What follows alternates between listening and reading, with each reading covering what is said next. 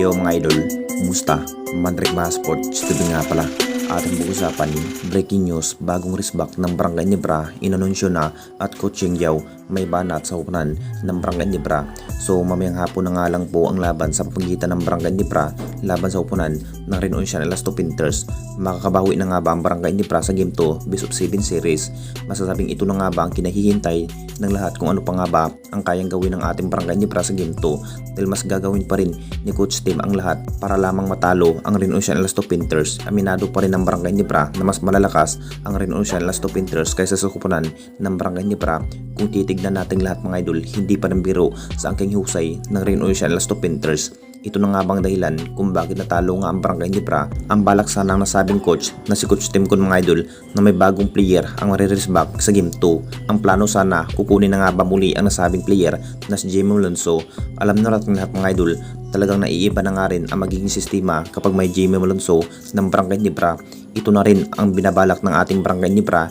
Gagawing risbak ang nasabing former Ginebra forward na si Jamie Alonso kung sakali man, pero hindi pa rin matutuloy at ayon pa rin sa mga sources. Masasabing nababa ng araw ang nasabing forward na si Jamie Alonso sa ating liga kung bakit hanggang ngayon na hindi pa rin makapaglaro. Hawak pa naman na sa rights pa rin ng Barangay Nibra ito ang nasabing player na si Jamie Alonso. Talagang sa susunod na conference pa rin na may malaking tsansa na maglalaro muli sa ating liga. Hindi pa rin na mangyari na magiging risbak pa rin ng Jing Kings ngayong semis. Ito sana ang mas magandang dapat gawin para sa punan ng Barangay Nibra. Big factor pa rin sa angking hustle play sa nasabing forward. At dito na naman tayo sa isa pa nating balita. Coach Yao may banat sa hukunan ng Barangay Nibra.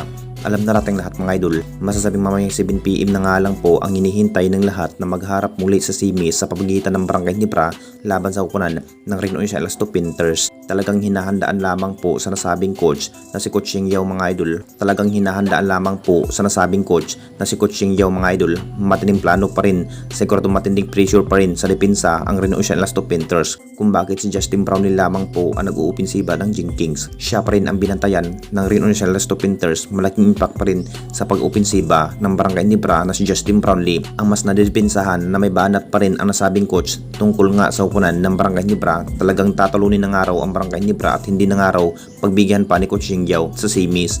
Butas ng karayong pa rin ang pagdadaanan ng Jing Kings kung maigawa pa nga bang maangat ang semis ng Barangay Nibra. Kumpiyansa pa rin ang nasabing coach na si Coach Ying mga idol na makakapasok ang kanilang kampo sa finals dahil nagsisigurado nga na matitiklop ng araw ang Barangay Nibra dahil sa unang laro pa lamang po nangangapa nga at kulang ang Barangay Nibra sa depensa kung bakit mas lamang na lamang sa scoring machine ang nasabing kanilang import na si Jalen Johnson.